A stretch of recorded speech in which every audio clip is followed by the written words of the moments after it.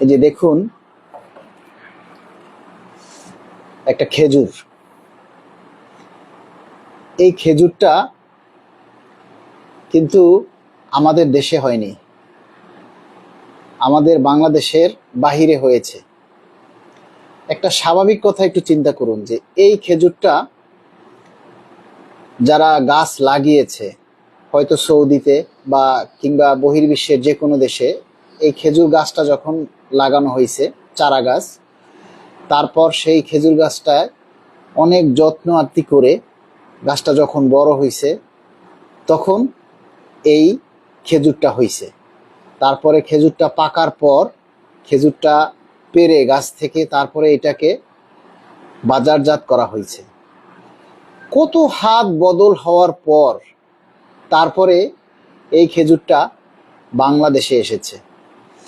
বাংলাদেশে আসার পরে আবার বাংলাদেশেরও যে কত হাত বদল করার পরে এই খেজুরটা বাজার থেকে আমি কিনে আনছি, এবং এই খেজুরটাই আমার বাসায় এসেছে। তার মানে এই খেজুরটা তখন আমি খাওয়ার যোগ্য হয়েছে এবং আমি খেতে পারছি। তার মানেটা হচ্ছে কি, এই কথার সারাংশটা হচ্ছে কি, যে এই খেজুর গাছটা যখন লাগানো হয়েছে তখনই মহান আল্লাহ তাআলা আমার রিজিকে এই খেজুরটা লিখে রেখেছেন। যখন খেজুর গাছটা লাগানো হয়েছে তখনই এই খেজুরটা আল্লাহ আমার রিজিকে লিখে রাখছেন বলেই এত দূর দেশ থেকে এত হাত বদল করে তারপরে আমার বাসায় এসেছে এবং আমি এই খেজুরটা খাবো। মানে আমার আল্লাহ আমার রিজিকে রেখেছেন বিধায় আমি এই খেজুরটা খেতে পারছি। আমি আপনাদেরকে এই কথাটা দিয়ে বুঝাইতে চাচ্ছি যে এইটা হচ্ছে আমাদের রিজিকের উপরে আপনার বিশ্বাস থাকতে হবে, ভরসা থাকতে হবে। আমরা সবাই একটা পে স্কেলের জন্য আন্দোলন করছি। 10টা বছর আমরা এই পে স্কেল থেকে বঞ্চিত। 10টা বছর পর্যন্ত আমরা এই পে স্কেলের জন্য আন্দোলন করছি। যখন যেভাবে পারছি, মাঠে ময়দানে অফিস আদালতে সভা সেমিনার মানববন্ধন মহাসমাবেশ কোনো কিছু আমরা কিন্তু বাদ রাখিনি। আমরা আমাদের সাধ্যমতো চেষ্টা করেছি। আপনারা যারা আমাদের ক্যামেরার অপর পাশে আছেন, আপনারা যে যতটুকু পারছেন সহযোগিতা করছেন। পে স্কেলটাও ঠিক তদ্রূপ ভাই। আমাদের রিজিকে যখন লেখা থাকবে ঠিক তখনই আমরা পে স্কেলটা পাবো, এবং সেই পে স্কেলের অর্থ আমরা তখনই কিন্তু ভোগ করতে পারবো। এর কথা হচ্ছে, এইটার মানিটা হচ্ছে যে আপনারা অনেকেই লেখেন মূলা দেবে, এটা দেবে, ওইটা দেবে, মানে অনেক বাজে মন্তব্য করেন। তাদের উদ্দেশ্যে আমরা বলতে চাই যে আপনারা এই মন্তব্যগুলি কেন করেন? আজকে যদি আপনাকে সরকার প্রধান বানানো হতো, মানে আপনি প্রধানমন্ত্রী হতেন, তাহলে ক্ষমতায় বসার পরের দিনই কি আপনি পে স্কেল দিয়ে দিতেন? প্রশ্ন রাখলাম আপনাদের কাছে। যারা এই মুহূর্তে লাইভে আছেন সবাইকে অনুরোধ করব, সবাই একটু লাইভটা শেয়ার করে দিন। আমাদের সোশ্যাল মিডিয়াতে আমাদেরকে বেশি বেশি আমাদেরকে অ্যাক্টিভ থাকতে হবে। আমরা এখনো নিজের দায়িত্বের প্রতি সোচ্চার না, আমরা এখনো নিজের দাবির প্রতি সোচ্চার না। আপনারা বিষয়টা কিন্তু বুঝতে পারছেন। আমরা এই জন্য এই কথাটা বলতেছি যে আপনারা দেখেছেন যে গতকাল থেকে এই সমস্ত আজ পর্যন্ত আমি নিজে 6 জন মন্ত্রী প্রতিমন্ত্রী মহোদয়ের সাথে আমি সাক্ষাৎ করেছি। আই রিপিট ইট, গতকাল থেকে আজ পর্যন্ত 6 জন মন্ত্রী প্রতিমন্ত্রী মহোদয়ের সাথে আমি সাক্ষাৎ করেছি এবং আমাদের পে স্কেল সংক্রান্ত দাবি দেওয়ার কথাটুকু যতটুকু সম্ভব তাদের কাছে তুলে ধরার চেষ্টা করেছি। এর মধ্যে আমি প্রথম সাক্ষাৎ করেছি রেল প্রতিমন্ত্রী মহোদয়ের সাথে, তারপরে আজকে এর আগে আমি সাক্ষাৎ করেছি ভিপি নুরুল হক নূর প্রবাসী কল্যাণ প্রতিমন্ত্রী ও বৈদেশিক কর্মসংস্থান মন্ত্রণালয়ের মাননীয় প্রতিমন্ত্রীর সাথে আজকে দেখা করেছি, কথা বলেছি স্বাস্থ্যমন্ত্রী মহোদয়ের সাথে, ভূমিমন্ত্রী মহোদয়ের সাথে, আইনমন্ত্রী মহোদয়ের সাথে, এবং আমাদের যে সবচেয়ে দায়িত্বশীল ভূমিকা রাখবেন সেই জুনায়েদ সাকি অর্থ ও পরিকল্পনা মন্ত্রণালয়ের মাননীয় প্রতিমন্ত্রীর সাথে, তারপরে গৃহায়ন ও গণপূর্ত প্রতিমন্ত্রী মহোদয়ের সাথে, এতগুলি মন্ত্রী প্রতিমন্ত্রীর সাথে সাক্ষাৎ করে আমরা আমাদের দাবি দেওয়ার কথাগুলি তুলে ধরার চেষ্টা করেছি এবং সকল মন্ত্রী প্রতিমন্ত্রী মহোদয়ই আমাদেরকে আশ্বস্ত করেছেন যে আপনারা মাননীয় প্রধানমন্ত্রীর উপরে আস্থা রাখুন, পে স্কেলটা ইনশাল্লাহ যথাসময় হবে। যথাসময় বলতে ওনারা যে জিনিসটা বুঝাইছেন, ঈদের আগে পে স্কেলের সম্ভব নয়। আমরা যে আশাটা করছি সেটা আসলে আমরা বলছি যে ঈদের আগে আমরা পে স্কেল চাই, এটা সরকারকে চাপে রাখা, বাট ঈদের আগে কোনো ক্রমেই পে স্কেল সম্ভব নয়। বাস্তবতাকে মেনে নেওয়াটাই হচ্ছে বুদ্ধিমানের কাজ।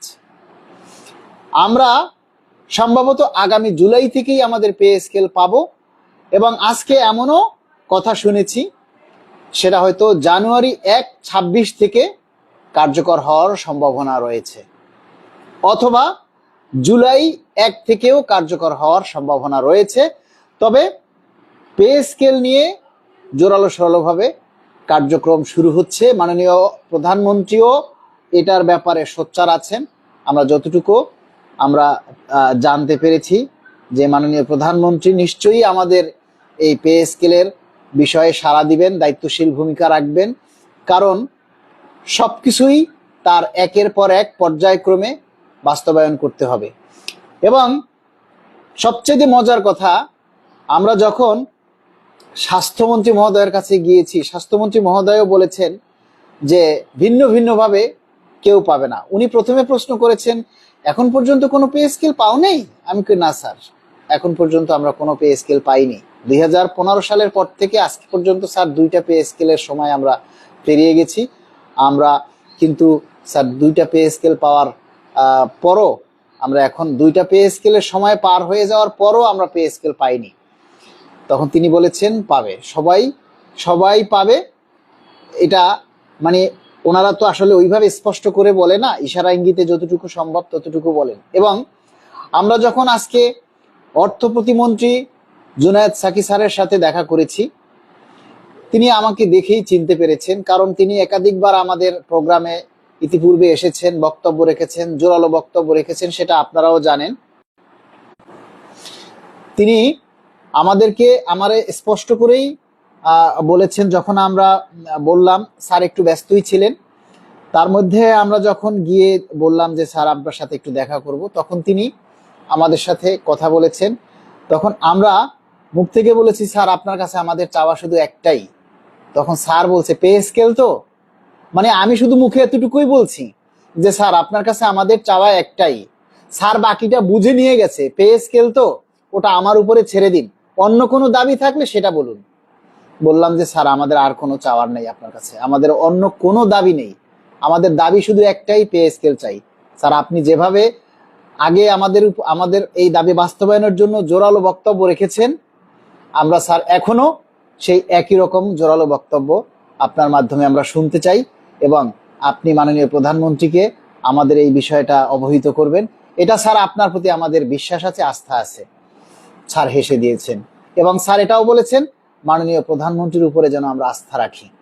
তবে এই মুহূর্তে আপনারা যারা অনেকেই বলতেছেন বা অনেকেই ভাবতেছেন যে আন্দোলন, এই মুহূর্তে কোনোভাবেই রাস্তায় আন্দোলন করা যাবে না। যারা বলেন যে রাস্তায় আন্দোলন দেন বা এটা করেন ওইটা করেন, তারা আমাদেরকে উস্কাচ্ছেন।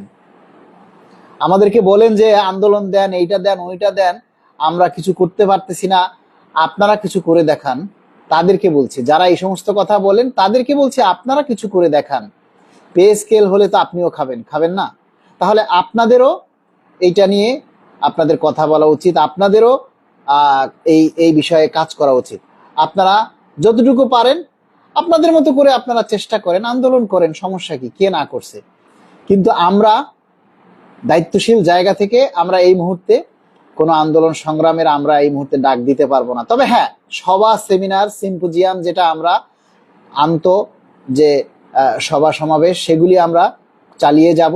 যেমন ইফতার পার্টি, পে স্কেল বাস্তবায়ন শীর্ষক আলোচনা সভা, ইন্টারভিউ, এবং আমরা একজন সচিব স্যারের সাথেও আলোচনা করেছি। তিনিও আমাদেরকে এই কথাটাই বলেছেন যে না, আমাদের পে স্কেল বাস্তবায়নের জন্য আমাদের যেভাবে আছেন, সবচেয়ে তিনি গুরুত্ব দিয়েছেন সোশ্যাল মিডিয়াতে আমাদের দাবিটা যেন আমরা চালিয়ে রাখি। কারণ আপনারা জানেন যে ওই যে নরসিংদী না কোন জায়গায় জানি, ওই যে একটা রেপ কেস হয়েছে, সেটা কিন্তু সোশ্যাল মিডিয়াতেই ভাইরাল হয়েছে, সোশ্যাল মিডিয়াতেই প্রচার হওয়ার কারণেই কিন্তু সেটা সরকারের নজরে এসেছে। তেমনি আপনারাও আমাদের এই দাবির কথাগুলি আপনারা নিজেরা সোশ্যাল মিডিয়াতে বেশি বেশি করে আপনারা সোচ্চার হন, সোশ্যাল মিডিয়াতে দাবির কথাগুলি তুলে ধরুন। আপনারা যদি নিজেরা নিজের দাবিটা তুলে ধরেন, তাহলে অবশ্যই কিন্তু এই দাবির কথাটা সরকারের নজরে আসবে। তবে সরকারের কাছে আমাদের অনুরোধ এটা যে আমরা ঈদের আগেই মাননীয় প্রধানমন্ত্রীর কাছ থেকে একটা খুশির সংবাদ শুনতে চাই। কেননা মাননীয় প্রধানমন্ত্রী আমাদের নিম্ন বেতনভুক্ত কর্মচারীরা